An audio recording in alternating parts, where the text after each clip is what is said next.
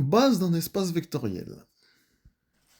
Donc là, on va aborder ce qui est une famille libre d'un K espace vectoriel. Donc si je considère K encore, E un K espace vectoriel, et je vais dire une famille x1, x2, x3, x4, xn, une famille de n vecteurs de E, on dit que la famille x1 jusqu'à xn est une famille libre si, et seulement si je prends n scalaire A1 jusqu'à AN telle que la combinaison linéaire, c'est-à-dire A1 x1 plus A2 x2 plus A3 x3 plus A4 x4 égale 0, et bien ceci implique que nécessairement A1 égale A2 égale A3 égale A4 égale A5 égale AN égale 0.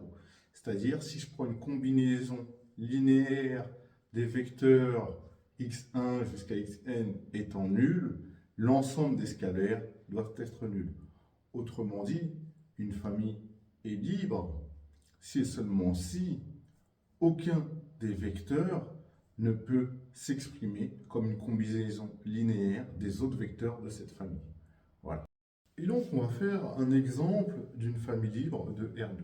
Donc, je vais prendre la famille VW avec V qui est égal au vecteur de coordonnées 1, 1 et W qui est égal au vecteur de coordonnées 0, 2.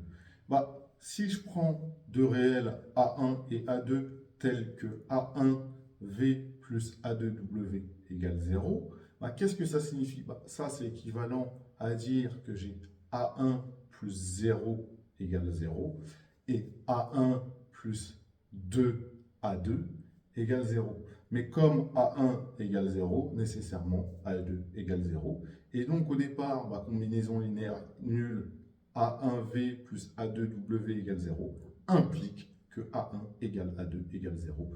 Et donc, ma famille VW est une famille libre de R2.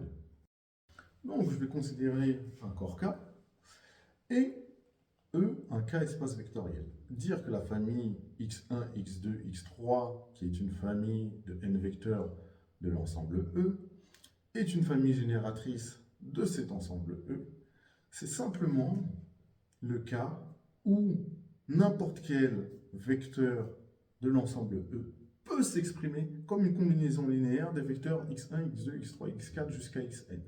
Autrement dit, pour tout vecteur x de E, il existe une combinaison linéaire des vecteurs x1, x2, x3, x4, x5, x6 jusqu'à xn, telle que cette combinaison linéaire soit égale à x, tout simplement. Mais on va faire un exemple de famille génératrice. Et ben, on va travailler sur R2 et on va prendre les mêmes vecteurs que tout à l'heure. Je vais prendre V de coordonnées 1, 1 et W de coordonnées 0, 2. Donc, moi, je vais prendre un vecteur quelconque de R2, donc grand X de coordonnées petit x, petit y, avec petit x et petit y qui sont deux réels, d'accord? R2 est un R espace vectoriel. Et je vais montrer que ce vecteur peut s'exprimer comme une combinaison linéaire des vecteurs V et W.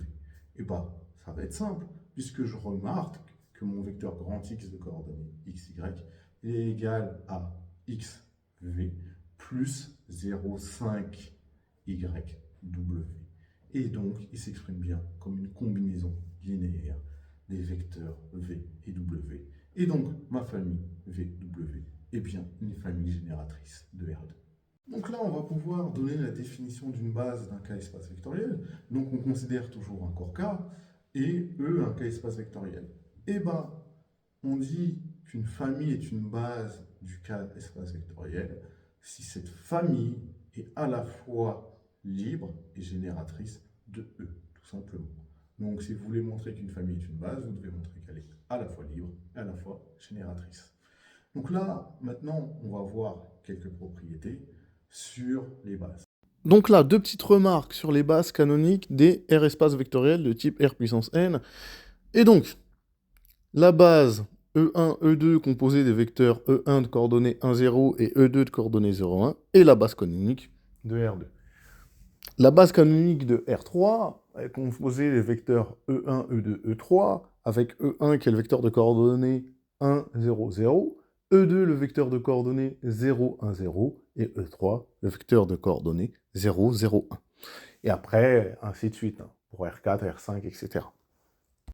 Donc là, on va voir quelques propriétés, hein. Pour un K-espace vectoriel en dimension finie, on considère toujours un corps K et E, un K-espace vectoriel de dimension n. Première propriété, toutes les bases ont le même nombre de vecteurs et ce nombre de vecteurs correspond à la dimension de l'espace vectoriel. Deuxième propriété, de toute famille génératrice de E, on peut extraire une base de E. Troisième propriété, toute famille génératrice de n vecteurs est une base de E. Et dernière propriété, toute famille libre de n vecteurs est une base de E. Et ça va nous permettre de poursuivre sur les exercices. Donc, on a une famille de vecteurs V1, V2, V3, et on me demande si c'est une base de R3 avec V1 de coordonnées 1, 1, 0, V2 de coordonnées 0, 1, 1, et V3 de coordonnées 1, 0, 1. Bah, j'ai deux possibilités de faire. Sachant que j'ai un espace vectoriel de dimension 3, R3 est de dimension 3, et ben, moi je sais que si une famille de 3 vecteurs de R3 est libre, alors c'est une base de R3. De même, je sais que si une famille de 3 vecteurs de R3 est génératrice de R3, alors ce sera une base de R3. C'est les propriétés qu'on a vues précédemment.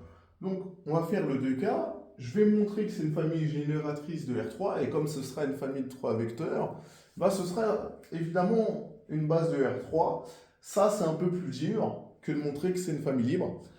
Donc, moi, je remarque, qu'est-ce que je remarque? Je vais dire, soit grand X, petit y, petit z, hein, ces coordonnées, appartenant à R3. Et bien, je vais montrer que ce vecteur peut s'exprimer comme une combinaison linéaire des vecteurs V1, V2 et V3. Bon, ce sera assez simple. Enfin, pas simple, je vous montrerai la technique, comment on fait pour trouver, hein, évidemment, les coefficients. Mais moi, qu'est-ce que j'ai remarqué? Voici ce que je remarque. C'est que mon vecteur x, qui est un vecteur quelconque de R3, peut s'écrire sous la forme x plus y moins z sur 2, auquel je vais mettre le vecteur 1, 1, 0, plus moins x plus y moins z sur 2 fois le vecteur 0, 1, 1, plus x moins y plus z sur 2 fois le vecteur 1, 0, 1. Et donc, ça, c'est ni plus ni moins que... Donc, c'est ni plus ni moins que x plus y moins z sur 2, V1, moins x plus y plus z sur 2, si c'est un plus, V2, x moins y plus z sur 2, V3. Et donc, comme mon vecteur grand X, qui est un vecteur quelconque, s'exprime comme une combinaison linéaire des vecteurs V1, V2 et V3, je peux dire que la famille V1, V2, V3 est génératrice de R3. Mais comme cette famille est une famille de 3 vecteurs, et que R3 est de dimension 3, cette famille est une base de R3. Voilà. Alors, comment j'ai trouvé les coefficients? Ça, je vous expliquerai dans une autre vidéo comment on fait pour trouver les coefficients, d'accord? Autre technique pour montrer que c'est une base, bah, j'ai juste à montrer que la famille V1, V2, V3 est une famille libre. Donc ça, je vais montrer que c'est une famille libre. Donc, je veux dire soit A1, A2 et A3, 3 réels. Dire que j'ai A1V1 plus A2V2 plus A3V3 qui est égal à 0 de R3, bien évidemment. Et ça, il faut le préciser, hein, du 0 de R3. Et ben, je dois montrer que A1 égale 0, A2 égale 0, A3 égale 0, le 0 de R. D'accord? Bah ça, c'est équivalent à dire que A1 plus 0 plus A3 égale 0, c'est-à-dire A1 plus A3 égale 0. Que A2, que A1 plus A2 plus 0 A3, c'est-à-dire 0 égale 0, et que 0 plus A2 plus A3 égale 0. Bon, mes 0, ils ne me servent à rien, je pourrais les retirer, d'accord? J'ai pas beaucoup d'intérêt à le faire. Et du coup, je vais faire des opérations pour avoir, évidemment, exprimer les uns en fonction des autres. Je peux le faire directement. Et donc, c'est ce que je vais faire, je pense.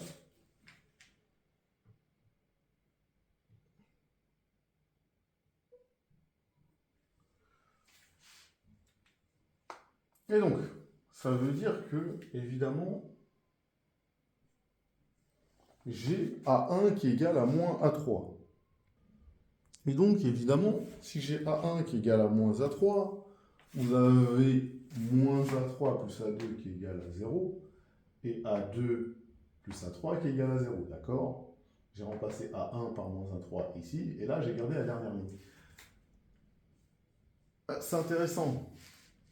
C'est intéressant parce que quand je vais additionner L2 et L3, qu'est-ce que ça va me donner? Ça va me donner 2A2 égale 0. Et si 2A2 égale 0, ça veut dire quoi? Que A2 égale 0. Mais si A2 égale 0, A3 égale 0. Et si A3 égale 0, ça veut dire que A1 égale 0. D'accord? J'ai écrit ce que je viens de dire, hein. J'ai A1 qui égale à moins A3, 2A2 égale 0, et A2 plus A3 égale 0. Mais là, on va se faire une dernière accolade. Et du coup, par rapport à ce que je disais, c'est si j'ai 2A2 qui est égal à 0, A2 égale 0. Comme A2 égale 0, ici, ça me fait A3 égale 0. Et comme A1 égale moins A3, mais moins A3 égale 0, ça me fait A1 égale 0.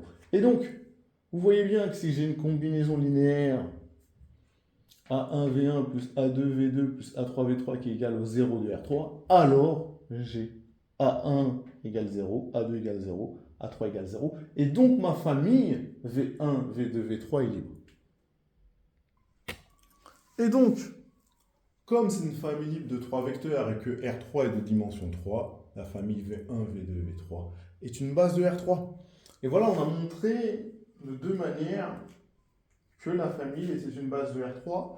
Mais là, c'est parce qu'on est en dimension 3 qu'on avait juste à montrer soit que la famille était simplement libre, ou soit que la famille était simplement génératrice. Sinon, il faut montrer, évidemment, qu'elle est à la fois libre et à la fois génératrice. Voilà, c'était tout.